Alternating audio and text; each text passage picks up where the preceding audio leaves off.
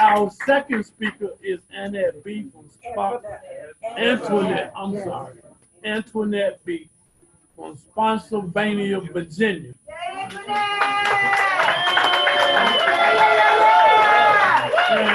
And she has 37 years clean. How long? 37. Hello, family. I'm Antoinette B, and I'm definitely in that. You know, I'm gonna have to stand up. I'm sorry. I'm gonna have to stand up. I just. Well, I know, but first I gotta just kick my shoes off. Bam!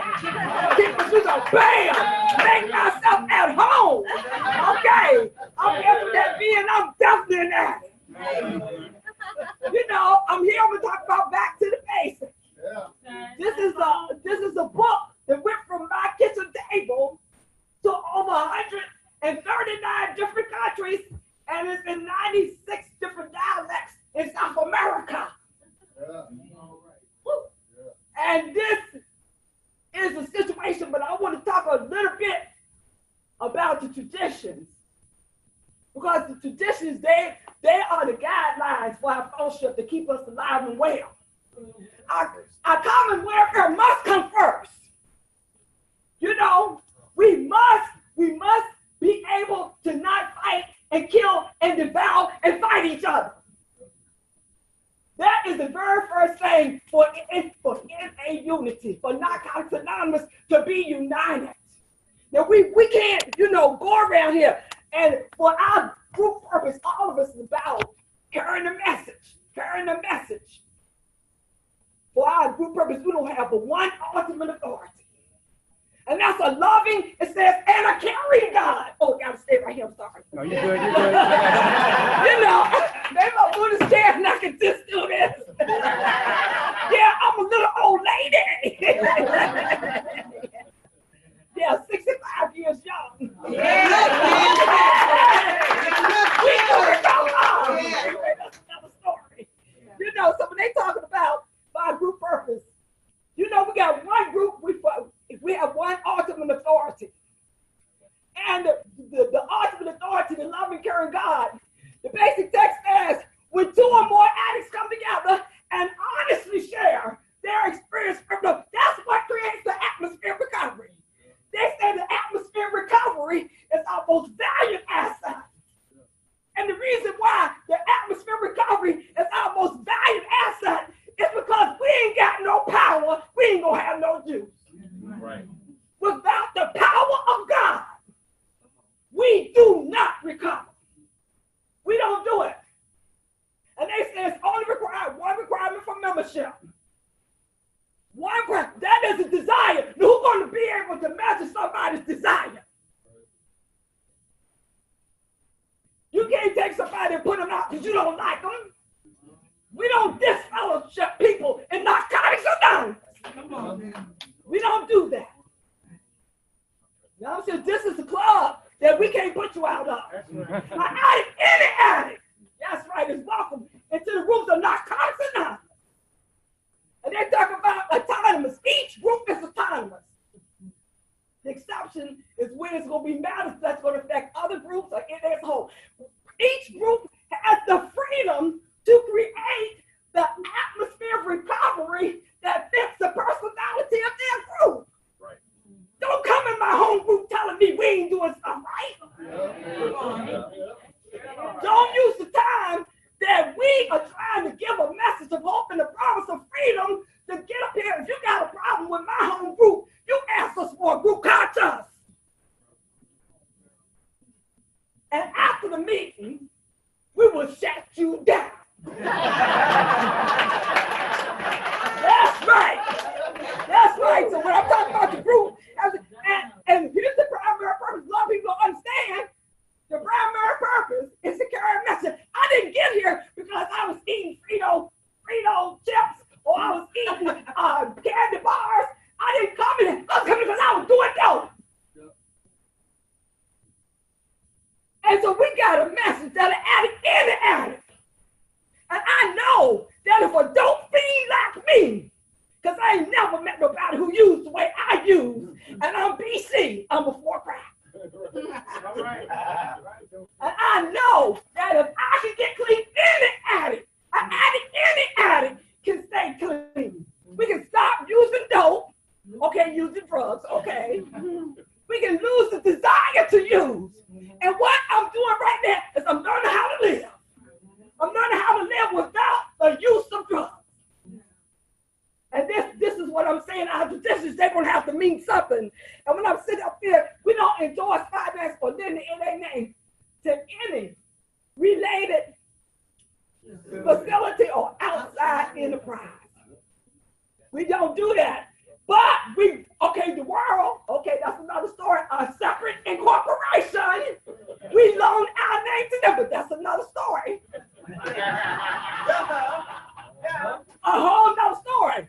Now people they want to talk against back to the basics. They want to talk against it. They say, well, it's not Congress approved literature.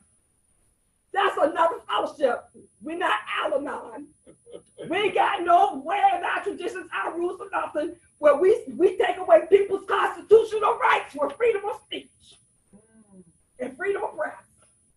What our program does say, when it's talking about we don't endorse these related facilities and these outside enterprises, we don't use speakers from other fellowships.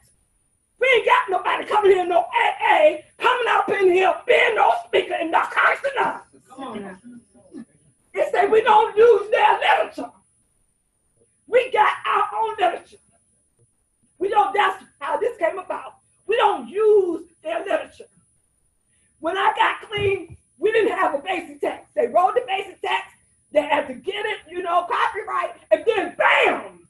We got the basic text, and that's what happened in Narcotics Anonymous. It began to grow. But the people in AA was telling us that we couldn't stay clean. They were telling us that we didn't recover, but the lie is dead. We do recover. Yes, we do. Yes, we do. And so we're coming up here, and we're going to give these people some money who's still got their hands so deep in our pocket we can't even move as a fellowship. They talk about money, they talk about property, and they talk about prestige, diverting us from our primary purpose. Now, I told y'all what the primary purpose was, and I didn't I? To carry the message of any addict. You see what I'm saying? Now, we got somebody who is controlling, who is a literature company, pumping dope. We are dope invested in Narcotics Anonymous. I went to a meeting. It was 40 addicts in the meeting. They were on methadone. They were on Suboxone, and there was only 2 addicts in there who was clean. And we write literature. What to say? Well, that's another tradition about we ain't got no opinion. But we're fully self-supporting. We pay absolute stuff what you just said. Why are we supporting a business that's not a part of Narcotics Anonymous? We are completely self-supporting. Why are we giving our money away? We can take that money and put it in our regions. We can take that money and put it in our local area. But anyway, that's another story. They said we must remain forever non-professional. That's right. But our service centers may employ special workers. The thing about the service centers and the special workers, because we can't really do a lot of stuff in the meetings, we might have to get somebody. But the thing about the special workers and the professionals or whatever, they get paid. That's right. They're not doing it because of the goodness of their hearts. And so we don't have no NA psychiatrists. We ain't got no NA lawyers. I know some of us think we are lawyers, you know what I'm saying? But that's just what I'm trying to say. And we ought never be organized. But we may create special service boards. These service boards are committed to it. They're supposed to be serving us. That's right. They done made us slaves. They are made us slaves. We think that we work for them. Well, I might be wrong. Okay, I might be wrong. But they kind of run and control things. They done pumped us with so much dope literature that the dope fiends coming in can't even get clean. You imagine that, somebody taking a flat book and the first 98 questions about the disease of addiction. It's about being molested. It's about your behavior traits. It's about how you treat. It's step one. But in Narcotics Anonymous, we ain't got a program. We have step one, step two, and step three. Step one, honesty. Step two, open-mindedness. Step three, willingness. Now that was the foundation steps. You can't build a house if you ain't got no tools. That's right. Now we got these new generation as ain't got no tools, so they ain't building the house that God built. This is a spiritual program, not a political program. But that's another story too. But they only gave me 40 minutes. So I want to get to this thing, but I want to get through it, you know what I'm saying? So after we got the tools to build the house, we got step one. We got honesty, open-mindedness, willingness. Step one, step two, step three, step one, step two, step three. We stepping into recovery, y'all. Yeah, I'm serious. Yeah, this one I had to put it with honesty. This y'all getting the light version of Antoinette B. This is the light version. Yeah. What happened is we got the tools to clean the house. We got step 4, step 5, step 6, step 7, step 8. Now, if you do the flat book more than 23 times, you're going to get a different result every time. Because when I'm on writing on step 11, when I finish writing on step 11, I'm going to write on step 12, and then I'm going back to step 1. I'm not one of these addicts who did it 37 years ago. And that was it. But I'm not one of these addicts who come in here, this is my 99th relapse, and I've learned so much. I'm not one of those addicts either. One right there. Relapse is not a requirement for this program. Because we do recover. We do recover. And then we got this other literature where I know we wrote it works how and why. And when that thing came back, and I didn't see nothing that we had written that we covered some proof. But that is definitely another story. Definitely another story. And then we got the journey continues. The people coming out, the newcomers coming out of recovery with the journey continues. I looked at, I ain't seen God nowhere. They mention the steps, ain't nothing in there about the steps. And they say that we don't recover. You know, we got 20 years, 30 years clean. We still sleeping with Bubba's wife. We still stealing. We still over here embezzling. We still gambling. You know, we still cheating. They are saying we don't recover. This is the literature because every 3 years, when the point I'm trying to make is, in this tradition, we don't be living our name because it will get caught with money, property, and prestige. Because as long as we keep these people, let these people keep our name, and we keep relating to them, they're going to be diverted from the primary purpose to help the sick and suffering dying addicts. See, we don't know. I'm like, when you talking about you in the dream, when you gonna wake up? Because if you live in the dream, you might still be asleep. But that's definitely another story. And so they say we don't have no opinion on outside issues. Okay, why are we writing a medical thing telling addicts it's okay to do maintenance drugs?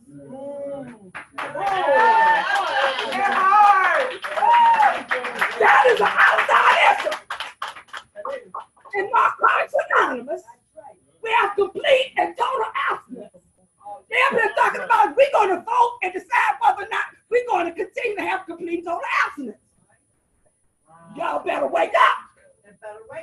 That's right. I'm serious. You can't see how we're being born, but the people in the other country, they know about the world. And I can see in my future, after the world destroys the addicts in this room, but we're going to die out. The people who are out there in other countries who know that the world is not a part of Narcotics Anonymous, they took this meeting off the site. They didn't want people to come to this old-timers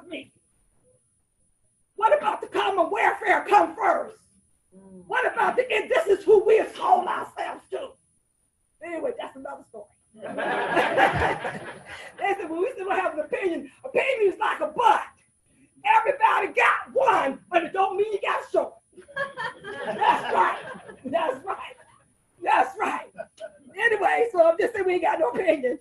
That's right. Okay, so our public relations are based on, y'all help me out here. Attraction! Attraction, honey. That's right, not promotion. Yeah, attraction, not promotion, you know. We're gonna live something that's gonna attract because it's a clean time, what speaks for itself. That's right. When I saw PBS, I saw it Monday before I came. They said that the 12-step programs do not work. That's what I saw it on PBS. So y'all better wake up talking about you living a dream. When you gonna wake up? So that's what I'm talking about. So when they talking about the main thing our anonymity is the spiritual foundation of all. Our anonymity is not me. It's not I. The anonymity is we. We. I get loaded. We stay clean. When they talk about the spiritual principles, I'm going to tell you what about the spiritual principles. They talk about the spiritual principles in step 12. And I know these other books got 1,000 principles, but our spiritual principles is hope. It's surrender. It's honesty. It's open-mindedness. It's willingness. It's faith.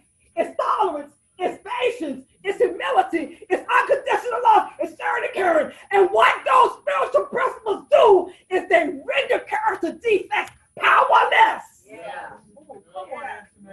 What those spiritual principles do is they render personalities powerless. And I'm not just talking about your personality. Spiritual principles render my personality powerless. That's why we're going to use it like, well, spiritual principles are for personalities. No, I'm telling you, that thing goes deeper than that. It ain't no cliche. Because in that, we are able to maintain the atmosphere recovery. Because what's going to happen when we're living spiritual principles, bam, it's going to shut everything else down. So I want to talk about the traditions. The reason why I want to talk about the traditions is because they are non-negotiable. We got a traditions guideline that don't mention, we got a tradition guideline that don't mention not one tradition that's in our basic text. And the people who are asleep don't even got a clue. But then again, that's another story. So that's why I brought that up. I want you to know, come back, come back, come back. Come back! Come back to the basic! Our first written program, come back to the basic. Now I'm going to tell you. Back to the basic, I'm going to tell you about this and how it was written. And how I'm going to tell you about how it was stolen. And I'm going to tell you how it went full circle. And I'm going to tell you how our God works. Because I believe that we are led by a greater consciousness of a loving and caring God. Like I was saying, we got clean. I got in this book, I got the 12 steps. We had sheets. When I got clean, we had 3 sheets. And I wrote all the sheets for an inventory sheet of all 12 steps. In 82, between 82 and 85, that's what I did. And I have to say because we don't take responsibility, because I know that it was God. From my kitchen table to 139 different countries, it was God, pure God. But the one point I'm trying to make is this. When the basic text came out and we believed the lie of what the outer fellowship was telling us, what we did was, we decided, well, we just going to keep doing the basic text, and we just going to keep doing the big book and the 12. No, we have our own fellowship and our own right. And so when we went through this thing, and the people would come, I had the addicts, I got clean in the attic of my house. I was dope sick. I'm in the fetal position. Because I thought I was a social addict. I thought I was a party addict. And I thought I could stop using it anytime I wanted to. I stopped when it ran out. I stopped when I couldn't score. I stopped when I ain't had no more money. Maybe you can't identify with that. So I thought I could stop anytime I want to. But I was doing maintenance using. you know, just so I didn't get so dope sick. I won't get high no more. Want no more fun no more. I'm in the fetal position. I'm throwing up till I threw up intestinal juices. I crapped all over myself. Had sweat pouring off of me. I'm shaking, I'm cold as ice. And I'm just telling you, I don't never ever have to go through that again. Right. I mean, I was kicking. Now I know what they said. They was kicking. I was kicking. I don't never ever have to go through that again because the Narcotics Anonymous, we do recover. But anyway, I want to go on with this thing. So what had happened was the addicts were coming in off the streets. They got clean any kind of way they could. Their brain fog. Eggs were scrambled. They had scrambled eggs for their brain. And when we got the basic text, thank God, we got it. But they would read the first sentence, and when they got to the end of the paragraph, they couldn't remember what the first sentence was. Yeah. At that time, I was sponsoring 24 people, and the 24 people were sponsoring 24 people each. I mean, we was on a mission. We was on a rescue mission. Addicts was dropping dead every day. I'm serious. I was doing like 4 addicts. They was like they had a nail and hair appointment. They waited for their hour with me. And what I did was I wrote the questions out. And some of them we got on the phone, we talked, and I read the questions to them, and they had to write them down. And all they had to do was look in the basic text, look at the paragraph, and write the question and write the answer. Then when we got together, we talked and we did that. I read the question, they read the book answer. Then we talked about our experience, how we related to it. The next time we went through it, they wrote the question, they wrote the answer, and then they wrote their experience. And by that time, they had some experience scrapping hope, y'all. You see what I'm saying? Mm-hmm. It's because first they had basically had my experience scrapping hope. Mm-hmm. But anyway, as we did that, they would start giving stuff to other people. And they said, Antoinette, would you type? Would you type? Because as we get to the second question, the second step, we had the same process all the way through 12 steps. They said, Antoinette, could you type them? So I typed them on this old Remington typewriter. It was easier for us to make copies, you know, and this was before the internet. Yeah, this was before the internet. We sending stuff through the mail. People calling me up, send me the stuff. They was calling it, send me the recovery stuff. People calling me up, we want the recipe. I'm like, it was just like they was trying to get some dope, you know, like killer dope. They was trying to get some killer recovery. I'm serious. It was an exciting time. Yeah. Very exciting. And I remember at the time I went to Canada, I was looking for a Narcotics Anonymous meeting. I couldn't find any. So I went to an AA meeting. It was on Antoinette Street. I walked on Antoinette Street for one night. And I went to the Alcoholics Anonymous meeting. And when I got to the Alcoholics meeting, I seen these people in the back who couldn't share. I said, if it's any addicts in the room, meet with me after the meeting. I did that in Montreal. And guess what I took with me? Back to the basement. So after the meeting, I gave basic stats. And what they did was I showed them how to have a meeting. And I went back every 6 months to see how they were doing. And when they had their first convention for the whole country of Canada, I was the main speaker. 19,000 addicts. And they didn't have no Narcotics Anonymous meetings. Up to 19,000 addicts. We do recover. That's right. Yeah. And that's what's for us. Well, they got that, so I went to Jamaica. You know, and I went to the Caribbean. And I went here. I went to Carousel. So I thought going some other places, taking this with me. So what had happened was it was got to like about, I guess, 28, maybe 30 states or whatever, and 13 countries, whatever. Wasn't that much. And then I was thinking, well, I want to go back a little bit because I want to tell you about the theft. I want to tell you about when it was stolen. But I want to tell you about my fight. That I had no intentions of putting anything together. But what had happened was the people would say, look, we want you to go to the world and get the world, to publish this. Because, they said, this is really helping us. That was the biggest mistake I ever made in my life. Yeah. These people started threatening me. They told me that they was going to sue me for everything I had. They told me they was going to lock me up. I'm a law-abiding citizen. I'm not one of those. It's not part of my story that I went to prison. Because I just retired with 43 years from the Department of Justice. We do recover. That's right. That's right. And they were talking about locking me up. Okay. I'm like, well, maybe I need to let this go. Come on. But what happened was I did put it, that's when I put it in book form. It's like 92 or whatever, but it was around the late 80s.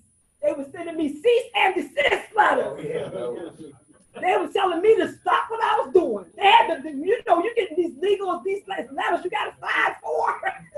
I mean, they was not playing. Now, these are the people that we supporting. Okay, that's enough. So I'm trying not to go there. I'm trying not to go there. But what I want to do is, I want to say nothing bad about it, but I just want to say that I was scared straight. I was deciding, well, I need to get into a legal position if I'm going to be sued, right? Right. So I better get this stuff together. That's when I wrote this stuff, about the history, when let's get started, and the history is all right about the recipe. And then I'm thinking these live thieves, I'm sorry, the World Service Office, not live thieves.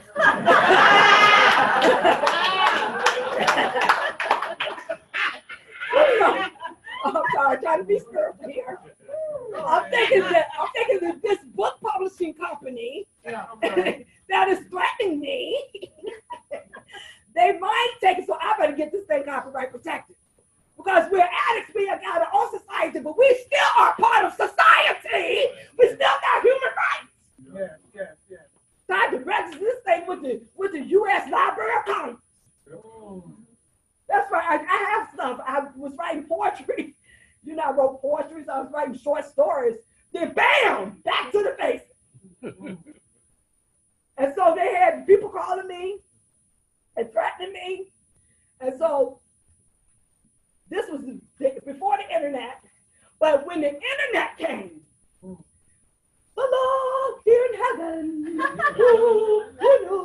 Anyway, so the internet, we didn't have to do all this mailing and these copies and these envelopes, and we didn't have to do all that, So what happened was I sent it out in Word form.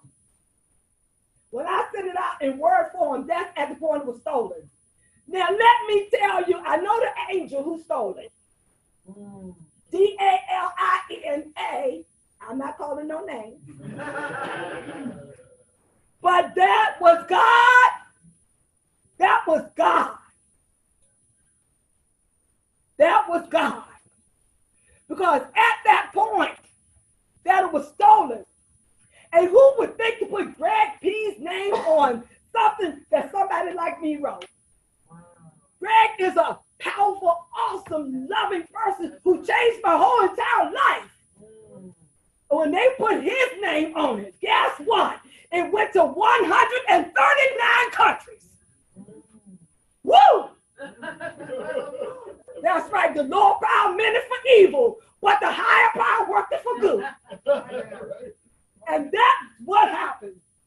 And when I looked, I went to call the person, and I told him, because it had his name, had the date that it was stolen, it was put on there, everything. Bam, I had it right there. He couldn't lie. But what he did was he went on there, and studied Greg P. He didn't take Greg P, put Antoinette B is what he added on there. That's how Dale found me. Dale said, I've been looking for you, baby. He said, for 12 years. I ain't never had no man searching for me for 12 years. I'm serious. He said he was looking high and he was looking low. And he called me by my whole name. He looked, he seen it was registered. He called me playing vindication game. But my sponsors, they won't go to take that line down. You should have seen them.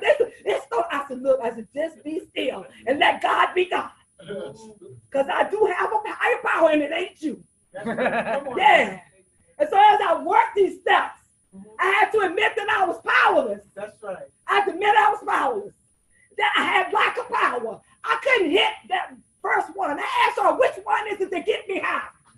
I said, is it the 10th one? Is it the 12th hit? Y'all told me after that it's the first hit. That's right. I'm like, woo, the first hit. They said, if you don't pick up, you can't get high. Boom, that thing went over my head. I didn't get it. So I'm thinking I'm going to come to Narcotics Anonymous, and I'm going to stay clean for 6 months, and then I'm going to learn how to use safely.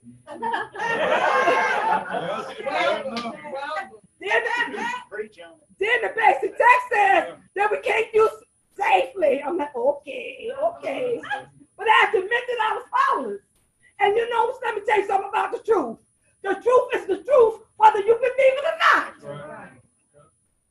Even though I didn't believe that I was powerless, you can see the evidence of an unmanageable life. When they talk about unmanageable, my life was out of order. My life was out of order. And then we got these 12 steps who was in order, step by step by step by step. So I had to get honest.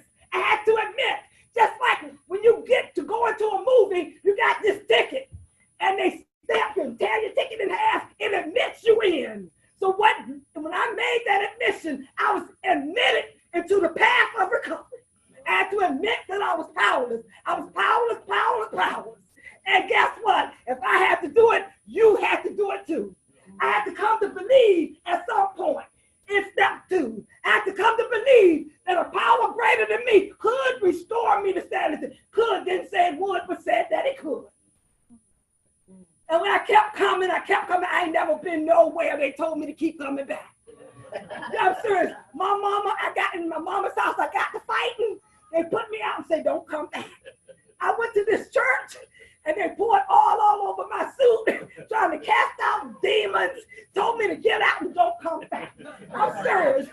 I got to the club, I'm fighting in the club, they put them shooting in the club. They told me get out and don't come back. Okay, I came into Narcotics Anonymous. Y'all said keep coming back. I ain't never been nowhere. They told me keep coming back. I said, these people, they don't know me yet. I said, when they find out who I am, they ain't gonna tell me to keep coming back. But I kept coming and I kept coming. And at the point that I kept coming, I came to. And when I came to, because I was spiritually knocked out, I was spiritually unconscious, I came to. And at the point that I came to believe. Now that's my coming to believe process. And I kept coming, and I kept coming, and I kept coming until I came to. And I kept coming back to the basic text. So at the point that I came to believe. And then in step 3, I had to make a decision that I wanted some help. I ain't want no help. I just wanted my husband to stop beating me. My ex-husband was beating me. I just wanted my boss to get off my back. I just wanted my mother to love me. So I said, okay, I'm gonna make a decision. So they said, okay, if you really made the decision after that, then that means you're gonna start writing on step 4. Okay, this is where the rubber meets the road, okay? So I did my 4th step. And I wouldn't go over my 4th step with my sponsor. When I did my 4th step, I did it with this guy named Gus. Gus was working out this old railroad or whatever. And me and Gus, we was in this thing doing our step 5. And he told me, I could tell he'd been dead about 35 years. Anyway, we had our heads together. We in this thing together, on the couch. And I told Gus that I had an abortion. And Gus said he murdered somebody and went to prison. I'm like, okay. Okay. I told Gus I stole from my mama. Gus told me he did bank fraud. I'm like, okay. Here's the point I'm trying to make. Everything that I did, Gus did 100 times worse. This was the one I was supposed to do my 5th step with. Because what Gus, here's the recovery hit, bam. Here's the recovery hit, bam. What Gus said, that God had forgiven him. I'm like, is anybody else up there? I won't believe in that. But he said God forgave him. I said, well, how do you know that God forgave you? He said, well, because he said, I felt the weight of the whole world lift off my shoulders.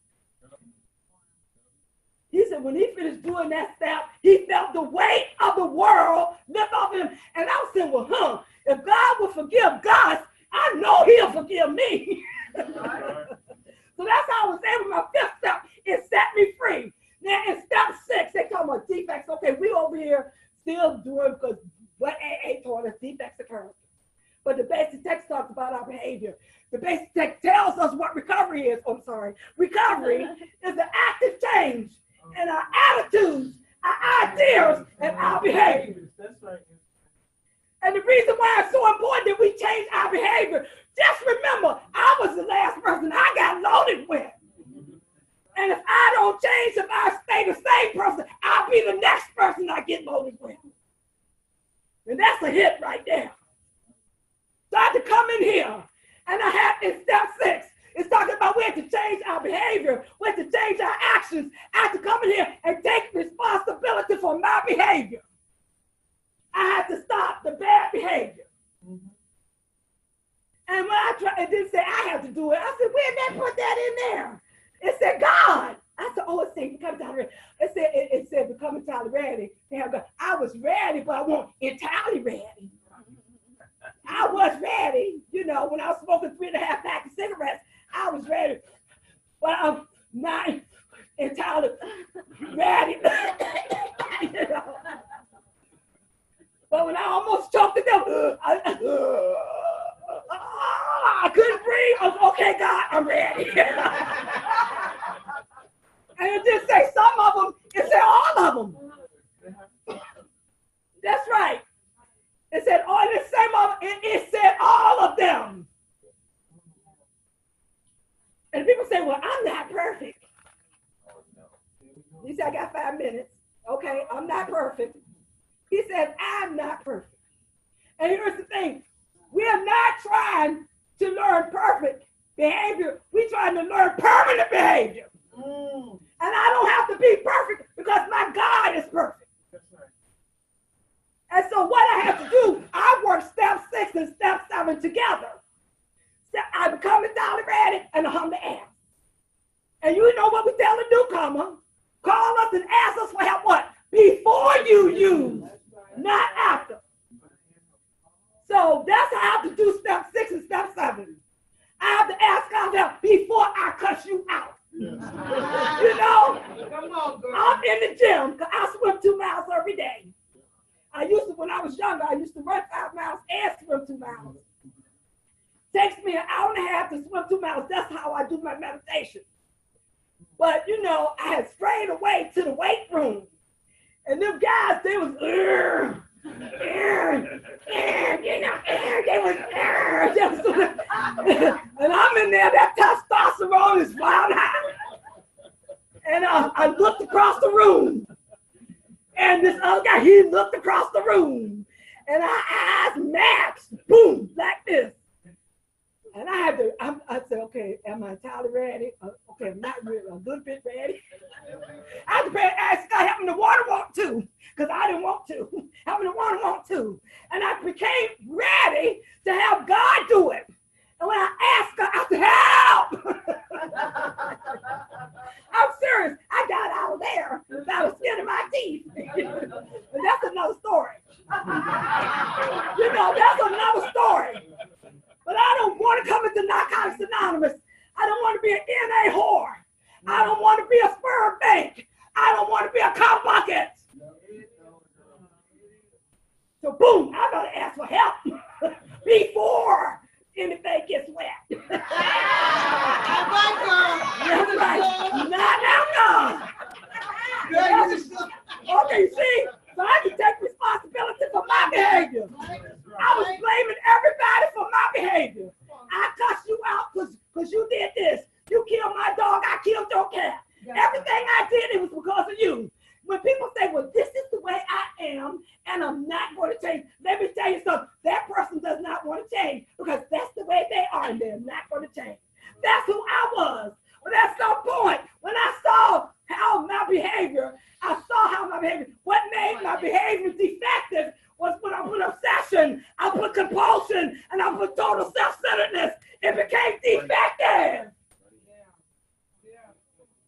can be your jailer or fear can be your counselor. You can have the anger that heals and you can have the anger that builds. But when you put obsession and compulsion and total self-centeredness, it's a whole new beast. So I have to start asking God for help before I act out.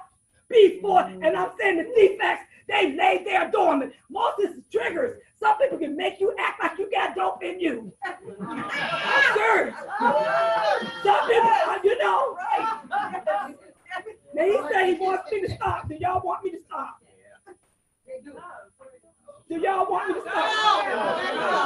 Okay. Some people, so we got step 8. We got step 8. It's all right. We got step 8 and we got step 9. We got step 8 and we got step 9. So first it made sense for us to take responsibility for our behavior. Because in step 8 and step 9, we're going to start taking responsibility for how we treat people. Yes, right. You know, when I was using dope, usually everybody I came in contact with got hurt. Because hurt people hurt people. So how do I work step 8 and step 9 when I'm not going around hurt people?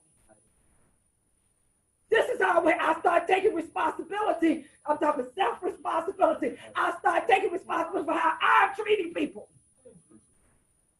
And when I start taking responsibility for how I'm treating people, guess what? Things get better. The it is me. I'm serious. And as the defect comes, that's what I'm saying, all. As the defect appears, I ask, I come into already, I ask for help. I was looking at it. Lisa had something on there, and I wanted to look at it, and I said, "Ain't yours, don't touch it." I don't know if I was going to steal it or not. But I had to come into already, and I had to hum the ass. So then so step 9, I make amends every month. Resolution, restitution, and restoration. Resolution, I change the behavior that caused the harm in the first place. The newcomers coming in here, one day clean, want to make amends, going back out relapsing. I'm telling the newcomer, the only way that you can make amends with one day clean is stop using dope. Amen. That's right. You want to make amends, stop doing the behavior that's causing the harm in the first place. That's what I have to do. I have to stop doing the harm that was causing the behavior. Resolution. Restitution. That's financial amends. I pay my bills. I don't pay my bills late. I don't pay my bills on the due date. I pay my bills early. If I use their gas, I use their electricity, I make restitution. Yeah. Restoration. I try to restore the relationship and keep the relationships I have. I'm making fast as I can. Keep the relationship, going as best I can. So then we got the maintenance steps. So we got the foundation steps. Honesty, open minds, and willingness. We take 1, 2, 3. That's how we work step 4. 1, 2, 3. That's how we work step 5. 1, 2, 3. That's how we work step 6. Honesty, open minds, and willingness. That's how we work step 7. Honesty, open minds, and willingness. That's how we work step 8. Honesty, open minds, and willingness. That's how we work step 9. Boom, we on the maintenance steps. Because we got a disease for which is no known cure. It can, however, be arrested at some point. All of us recovering on different points. So let's don't detail nobody up where they at with their share. Maybe they not where you at, but they where they at. So we're recovering at some point. And we got the people, they say the first thing we do is stop using drugs, but that is definitely another story. Okay, so we're recovering at some point. And so what's happening here, we take this step 10, with the maintenance steps, we just give a daily reprieve. That's all we got. It's just for the day. It's just like when something is arrested, when something is locked up in jail, it's not privileging, it's not raping, it's not robbing, because it's locked up. We got this thing locked up, but we only can keep it locked up with a daily reprieve. And how do we do that? Based on our spiritual condition. It depends on what condition your condition is in. Wow, that's right. So what's happening here? So we're gonna do some maintenance here. In step 10, and they said we continue to take inventory. So what we did is we continue to do what we started in step 4. We continue to take the inventory of keeping the focus on ourselves. The reason why it's so important that I keep the focus on myself, because in step 2, I'm gonna tell you how I know if we pass step 2 with a minimum of concern, the other steps will not work. If reason why I know I got a conscious contact, because when I made the connection with God, I got a conscience. I got a conscience. So contact has been made. That's right. That's right. I'm serious. I would steal your money, put it in the trash can, help you look for it, Right. and then I said, I'll take the trash out. I know y'all didn't do that. But I didn't have no conscience. I didn't have a conscience. But when I made contact, I had a conscience. I couldn't sleep with your husband. Right. Come on now. And then talk to you, hey girl, how you doing? I couldn't do that. I couldn't steal supplies and stuff from my job because I'm entitled because they don't pay me enough money. I got a conscience. Come on now. I couldn't lie. I was in a meeting, and I was in a meeting at work, and I said something. I said, well, I lied. I misspoke is what I told him. I said, I lied. And he said, well, how I know you ain't lying now? I said, because what I'm trying to do is I'm trying to change the behavior. I said, I'm trying to change. I said, you wouldn't have known I was lying if I hadn't told you I was lying. Because my parents taught me how to lie. Every time they said, answer that, I knocked the glass over. Did you knock the glass over? I said, yeah, I got beat. Okay, the lamp was broke. They said, well, answer that. Did you break the lamp? I said, yeah, I got beat. So the next time that I got wise, they said, well, answer that. Were you the one that ate the chocolate candy? No. I said, no, not me. So seriously, I didn't get beat that day. So that taught me how to lie. So what I had to do was, I had to change the behavior. I had to take it off. I'm trying to play it off. But anyway, I'm on step 10. I'm looking at my behavior. I'm monitoring my behavior. But the reason why I have to look at me is because Narcotics Anonymous says God lives within us.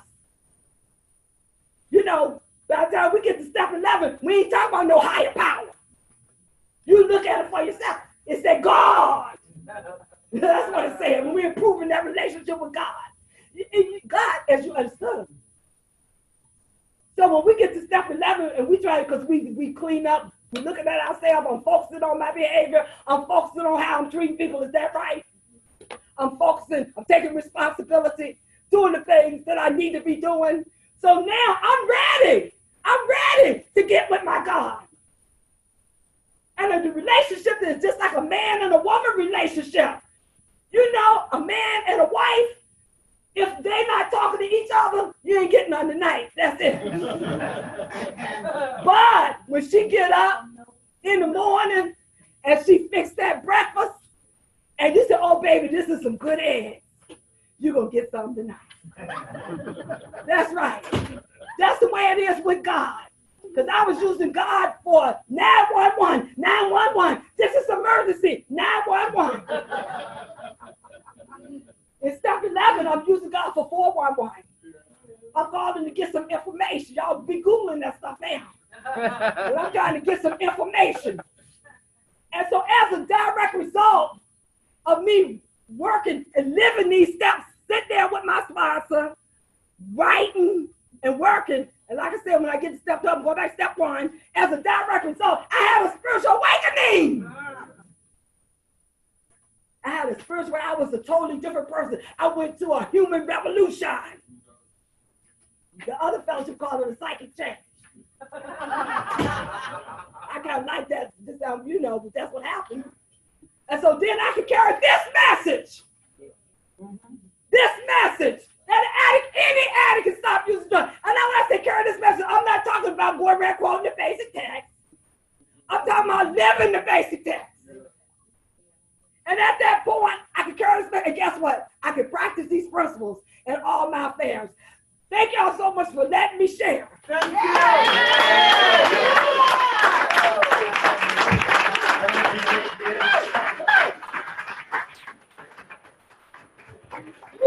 Everybody, let's circle up.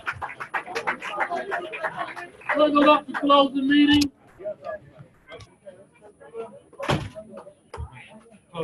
Yes.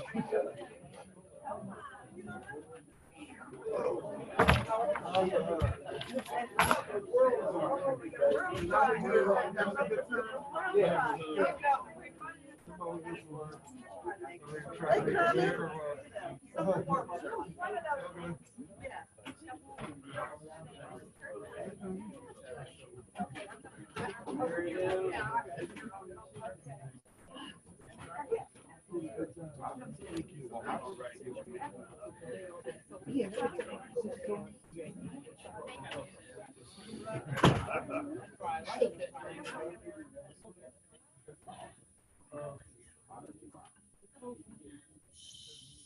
Let us recite the 12 traditions. And the spiritual foundation of all our traditions, ever reminding us to place principles before personalities. Amazing Savior says here that we all are equal. Let us have a moment of silence followed by the serenity prayer.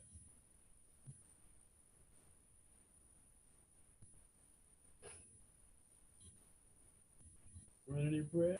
God, grant me serenity to accept the things I cannot change, the courage to change the things I can, and the wisdom to know the difference.